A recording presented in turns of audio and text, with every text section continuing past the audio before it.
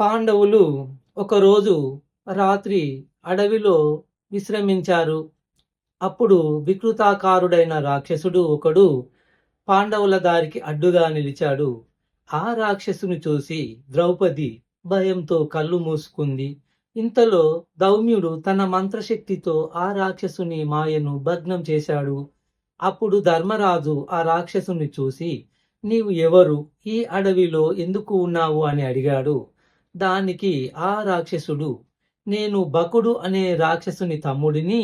నా పేరు కిమ్మీరుడు. మనుషులను చంపి తింటూ ఉంటాను. నాకు భయపడి ఎవరు ఈ కామ్యక వనానికి రారు. మీరు ఎవరు? ఇక్కడికి ఎందుకు వచ్చారు అని అడిగాడు. నా పేరు ధర్మరాజు. వీరు నా సహోదరులు భీమార్జున నకుల సహదేవులు.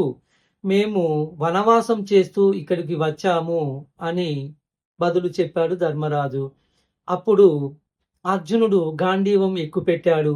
కానీ భీముడు కిమ్మీరుని ఎదుర్కొన్నాడు. ఇద్దరు ఘోరంగా యుద్ధం చేశారు. చెట్లతోనూ రాళ్లతోనూ కొట్టుకున్నారు. కడకు భీముడు కిమ్మీరుని అతని అన్న బకుని చంపినట్లు అతని దేహాన్ని విరగదీసి చంపాడు. కామ్యక వనంలో రాక్షస భయం లేకుండా చేశాడు భీముడు అని విదురుడు ధృతరాష్ట్రునితో చెప్పాడు. అది విని ధృతరాష్ట్రుడు కలత చెందాడు. పాండవులు కామ్యక వనంలో కొంతకాలం ఉన్నారు. అప్పుడు శ్రీకృష్ణుడు పాంచాల వృష్టిభోజ అందక యాదవరాజులతో కలిసి పాండవులను చూడడానికి వచ్చారు. వారు పాండవులను ఇన్ని కష్టాలు పెట్టిన కౌరవులను నిందించారు. అర్జునుడు శ్రీకృష్ణుని చూచి, కృష్ణ, నీవు పురాణ పురుషుడవు. నీవు గంధమాదన పర్వతం మీద 10,000 సంవత్సరాలు, పుష్కరంలో 11,000 సంవత్సరాలు, ప్రభాస తీర్థంలో 1000 సంవత్సరాలు, బదరీవనంలో చాలా వేల సంవత్సరాలు తపస్సు చేశావు. సరస్వతీ తీరంలో 12 సంవత్సరాలు వ్రతం చేశావు. తిది కుమారులను, ధనువు కుమారులను సంహరించి ఇంద్రుడికి ఇంద్ర పదవిని సుస్థిరం చేశావు. నీవు అదితి కుమారుడవు. ఇంద్రుడికి తమ్ముడివి. మొదట వామనుడుగా, తరువాత త్రివిక్రముడుగా లోకాలన్నింటినీ ఆక్రమించావు. లోకకంటకులైన శిశుపాల కంసులను వధించావు. నీవు అవతారమూర్తివి. అమృతము, మదము, మత్సరము, క్రోధము నీ దగ్గరకు రావు కదా అని కృష్ణుడికి నమస్కరించాడు. అప్పుడు శ్రీకృష్ణుడు అర్జునునితో, అర్జున, నీవు నరుడవు, నేను నారాయణుడను. మనము ఇద్దరము ఈ మనుజ లోకంలో అవతరించాము. మనము ఒకరికి ఒకరం మిత్రులము అని అన్నాడు. అప్పుడు ద్రౌపది కృష్ణుని చూచి, దేవా, నీవు యజ్ఞపురుషుడివి, సర్వవ్యాప్తిని, సజ్జనులకు నీవే దిక్కు, నీకు తెలియనిది లేదు. నాకు జరిగిన పరాభవము చెబుతాను. నేను చక్రవర్తి పాండురాజు కోడలిని, పాండవుల భార్యను, మహావీరుడైన దృష్టజుమ్ముని సోదరుని. అట్టి నన్ను ఆ దుశ్శాసనుడు తల వెంట్రుకలు పట్టి ఈడ్చాడు. నా వలువలు విప్పాడు. దారుణంగా నిండు సభలో అవమానించాడు. అప్పుడు ఈ భీమార్జునులు నా మొర ఆలకించలేదు. ఇంకా వీరి పరాక్రమములు ఎందుకు? అందరూ ఉండి ఎవరూ లేని దాన్ని అయ్యాను. అప్పుడు ఆ కర్ణుడు నన్ను చూచి నవ్వాడు. వాడి నవ్వే నా మనసులో కాలుతూ ఉంది. ఆ కౌరవులు భీమునికి విషం పెట్టారు. పాములతో కర్పించారు. లక్క ఇంట్లో పెట్టి కాల్చడానికి ప్రయత్నం చేశారు. ఇప్పుడు జూదమాడి మా రాజ్యం లాక్కున్నారు. పాండవులు తమ శౌర్యాలు పోయి పడి ఉన్నారు. కానీ నేను నాకు జరిగిన అవమానాన్ని మరవలేకపోతున్నాను అంది ద్రౌపది. అప్పుడు శ్రీకృష్ణుడు ఆమెను చూచి, అమ్మా, ఈ అర్జునుని శరాగతాలకు కౌరవులు చచ్చుట తథ్యము, ఊరడిల్లుము అని అన్నాడు. ద్రౌపది శ్రీకృష్ణుడు చెప్పినట్టు భీముడు, దుర్యోధన, దుశ్శాసనులను నేను కర్ణుని చంపుతాము, విచారించకుము అని అర్జునుడు అన్నాడు. శ్రీకృష్ణుడు ధర్మరాజును చూచి, ధర్మరాజా, జరిగిన వృత్తాంతమును యుయుధానుడు చెప్పగా విని దుఃఖించాను. వెంటనే వచ్చాను. అసలు నేను ఆ సమయంలో మీ దగ్గర లేను. అందుకే ఇంత అనర్థం సంభవించింది. నేను అక్కడ ఉంటే భీష్మాదులను ఒప్పించి జూదం ఆపు చేయించేవాడిని. మీకు ఇంతటి కీడు జరిగి ఉండేది కాదు. నేను అస్ నేను ఆ సమయంలో శల్యుడితో యుద్ధం చేస్తున్నాను. అందువలన మీకు దగ్గరగా లేను అని అన్నాడు. అప్పుడు ధర్మరాజు, కృష్ణ ఆ వృత్తాంతము వివరించుము అని అడిగాడు. అప్పుడు శ్రీకృష్ణుడు ఇలా చెప్పసాగాడు. మీకు తెలుసు కదా, రాజసూయ యాగ సమయాన శిశుపాలుడు నా చేతిలో చచ్చాడు గదా. శిశుపాలుని తమ్ముడే శాల్యుడు. అన్నను చంపిన దానికి పగ తీర్చుకోవడానికి ద్వారక మీదకి యుద్ధానికి వచ్చాడు. అప్పుడు నేను మీ వద్ద ఉన్నాను. ద్వారకాపురిని ముట్టడించాడు. ద్వారకాపురి వెలుపల ఉన్న వనాలను అన్నింటినీ నాశనం చేశాడు. ఆ సమయంలో ద్వారకలో ఉన్న సాంబుడు, ప్రద్యుమ్నుడు సాలువుడితో ఘోరంగా యుద్ధం చేశారు. ప్రద్యుమ్నుడు సాలువుని మీద బ్రహ్మాస్త్రాన్ని ప్రయోగించాడు. సాల్వుడు మూర్ఛపోయాడు. ప్రద్యుమ్నుడు సాలువుని చంపబోగా నారదుడు అడ్డుపడ్డాడు. కుమారా, ఇతనిని నీవు చంపరాదు. ఇతనిని నారాయణుడే చంపగలడు అని చెప్పాడు. అప్పుడు ప్రద్యుమ్నుడు ఊరకున్నాడు. సాల్వుడు యుద్ధం నుండి వెనుకకు తిరిగి వెళ్ళిపోయాడు. నేను ద్వారక చేరుకొని సాల్వుడి ధ్వంసం చేసిన వనాలు అన్నీ చూచాను. నాకు కోపం వచ్చినది. బలరాముడిని ఉరరక్షణకు ఉంచి నేను సాలువుని మీదికి యుద్ధానికి వెళ్ళాను. సాలువునికి నాకు ఘోర యుద్ధం జరిగినది. సాలువుడు నాతో గెలవలేక మాయా యుద్ధం మొదలుపెట్టాడు. నేను వాడి మాయలు వమ్ము చేశాను. ఇంతలో ద్వారక నుండి వార్త వచ్చింది. వాసుదేవుడు సాలువుని చేతికి చిక్కాడని, నేను వెళ్ళి రక్షించాలనే వార్త ద్వారకలో బలరాముడు ఉండగా వసుదేవుడు సాలువుని చేతికి ఎలా చిక్కాడు అని అనుకున్నాను. ఇంతలో సౌంబకమును సాలువుని రథం నుండి వసుదేవుడు దిగుతుండగా చూచాను. నా ధనస్సు కింద పడిపోయింది. నాకు తెలివి తప్పింది. కొంతసేపటికి నాకు తెలివి వచ్చింది. అప్పుడు సౌముఖంలో వసుదేవుడు లేడు. అది రాక్షస మాయ అని తెలిసింది. మరల నాకు సాల్వునికి ఘోర యుద్ధం జరిగినది. నేను సాల్వుని మీద నా చక్రాయుధాన్ని ప్రయోగించాను. సాల్వుని సంహరించాను అని చెప్పాడు శ్రీకృష్ణుడు. తరువాత శ్రీకృష్ణుడు తన చెల్లెలు సుభద్రను, అభిమన్యుని తీసుకొని ద్వారకకు వెళ్ళాను. దృష్టజిమ్నుడు ద్రౌపది కుమారులను వెంట పెట్టుకొని ద్రుపదపురానికి వెళ్ళాడు. తర్వాత పాండవులు తమ ముఖ్య సేవకులైన ఇంద్రసేనుడు మున్నగ వారితో తమ వెంట ఉన్న బ్రాహ్మణులతోనూ ద్వైతవనానికి వెళ్ళారు. అప్పుడు ధర్మరాజు తమ్ములను చూచి, ఈ అడవిలో క్రూర మృగాలు ఉన్నాయి, రాక్షసులు ఉన్నారు, మనం చాలా జాగ్రత్తగా ఉండాలి అని అన్నాడు. వారు అక్కడ కుటీరాలు నిర్మించుకొని సంతోషంగా కాలం గడుపుతున్నారు. ఒకరోజు మార్కండేయ మహర్షి వారి కుటీరానికి వచ్చాడు. ధర్మరాజు ఆ మహర్షిని తగు రీతిన సత్కరించాడు. ధర్మజ, నాడు తండ్రి ఆజ్ఞ మేరకు అడవులకు వెళ్ళిన రాముడిని, సీతను, లక్ష్మణుని చూచాను. నేడు ఈ ధర్మరాజును చూస్తున్నాను. పూర్వపు రాజులైన సగరుడు, భరతుడు, నలుడు, యయాతి, వైన్యుడు, నాభాగుడు మొదలగు వారు సత్యధర్మాన్ని పాటించి ఉత్తమ లోకాలు పొందారు. మీకు శుభం కలుగుతుంది అని ఆశీర్వదించి వెళ్ళాడు. ఒకరోజు ద్రౌపది ధర్మరాజును చూచి ఇలా అన్నది. తన కొడుకైన దుర్యోధనుని మాట విని మిమ్మల్ని రాజ్యం నుండి వెళ్ళగొట్టాడు. ఆ ముసలి ధృతరాష్ట్రుడు కాని అతనికి మీ మీద కోపం పోయిందా? పోదు. ఎందుకంటే అతని హృదయం పాషాణం. తన కొడుకు మిమ్మల్ని నిష్ఠూరంగా అంటున్నప్పుడు అతడు వారించలేదు. రాజభోగాలు అనుభవించవలసిన మీరు అడవులలో అష్టకష్టాలు పడుతున్నారు. ఇది నేను భరించలేను. ఆ ధృతరాష్ట్రుని వలననే ఆ బ్రహ్మదేవుడు కూడా మీకు శత్రువైనాడా ఏమి? నీ అజ్ఞాను బద్దలై నీ అజ్ఞానము బద్దులై నీ తమ్ములు నీ ఆజ్ఞకు బద్దులై నీ తమ్ములు తమ పరాక్రమం విడిచి ఉన్నారు. నాడు సమస్త రాజులు మీ పాదములకు నమస్కరించినప్పుడు వారి కిరీట కాంతులతో ఎర్రబడ్డ మీ పాదాలు నేడు రాళ్ల మీద నడిచి ఎర్రబడ్డాయి. ఎంతో మంది బ్రాహ్మణులకు భోజనం పెట్టిన మీరు నేడు కందమూలాలు తింటున్నారు. ఇట్టి దుర్దశలో శత్రువుల మీద కోపం విడిచిపెట్టడం మంచిది కాదు కదా! అత్యంత బలసంపన్నుడైన భీముడు కందమూలములు తిని చిక్కిపోయాడు. ధనుర్విద్య పారంగతుడైన అర్జునుడు అడవి జంతువుల మధ్య తిరుగుతున్నాడు. వారిని చూచి కూడా ఇంకా ఓర్పు వహిస్తున్నారా?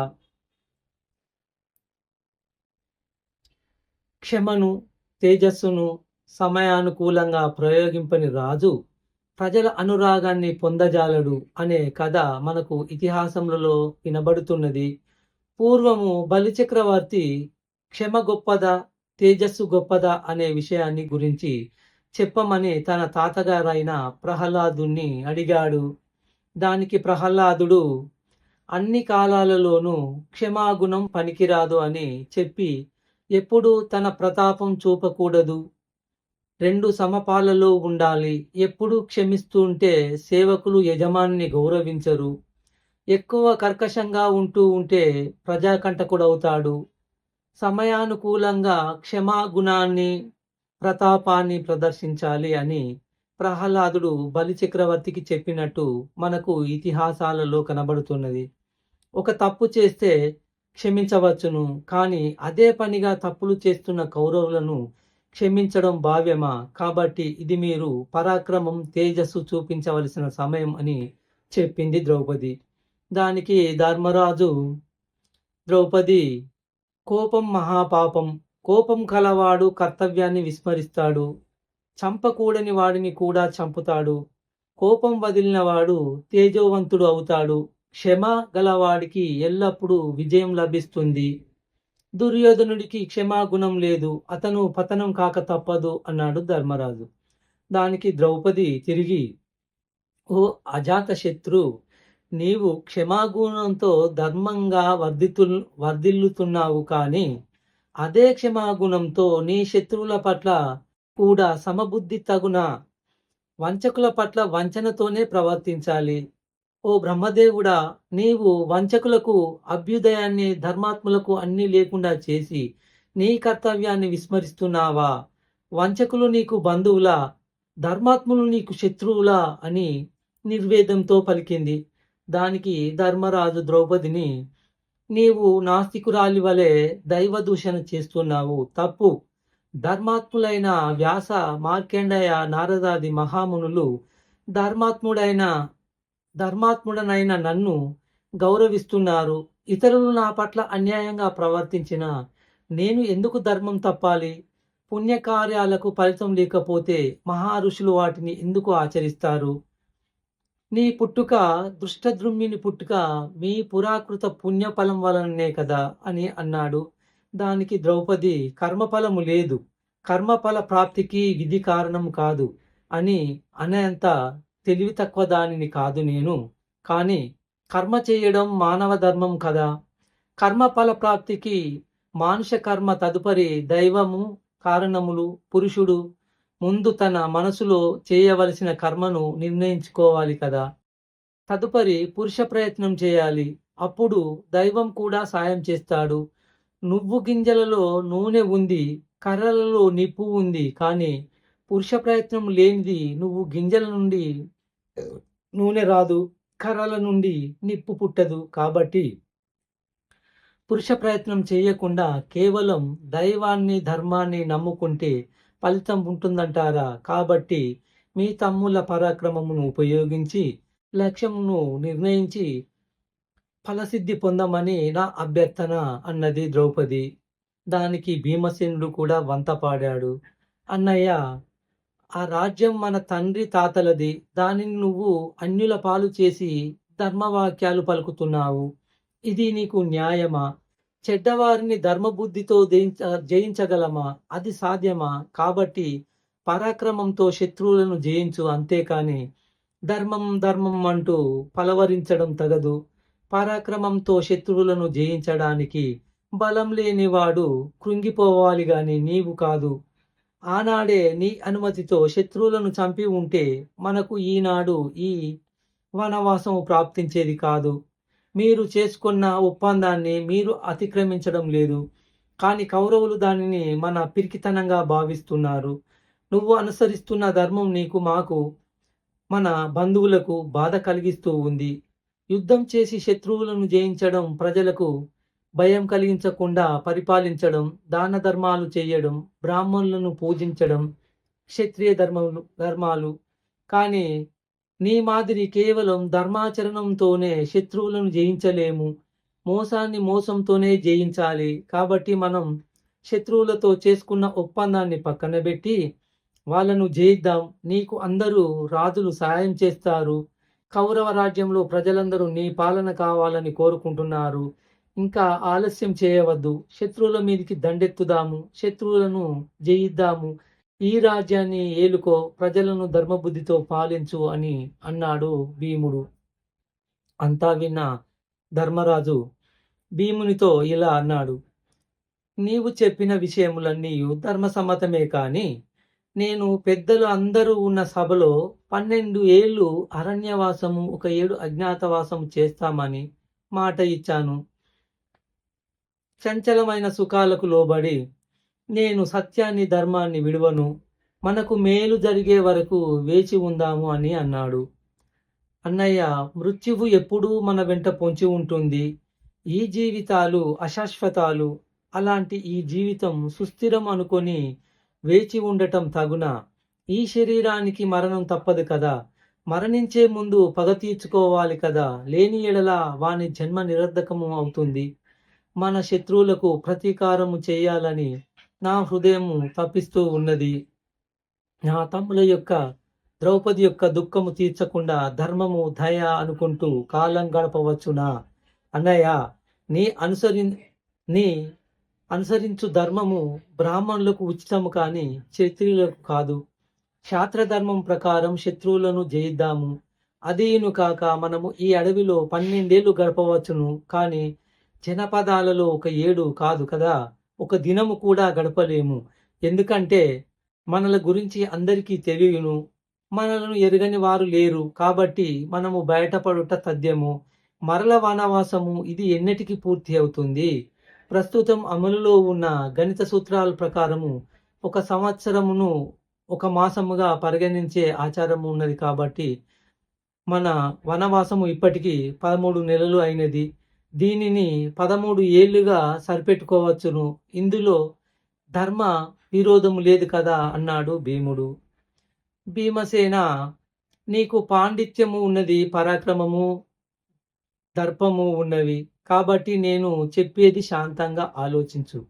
ఏదో చిన్న పని అయితే దూకుడుగా మొదలుపెట్టినా తప్పు లేదు.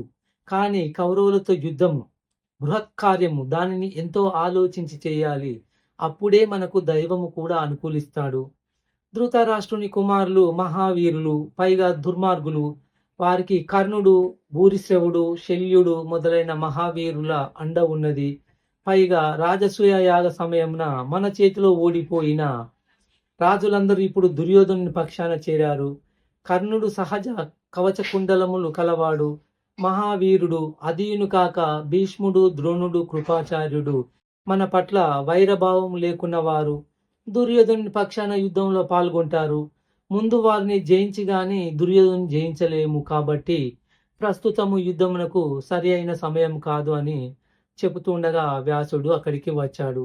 మిగతాది రేపటి కార్యంలో చెప్పుకుందాం. సెలవు.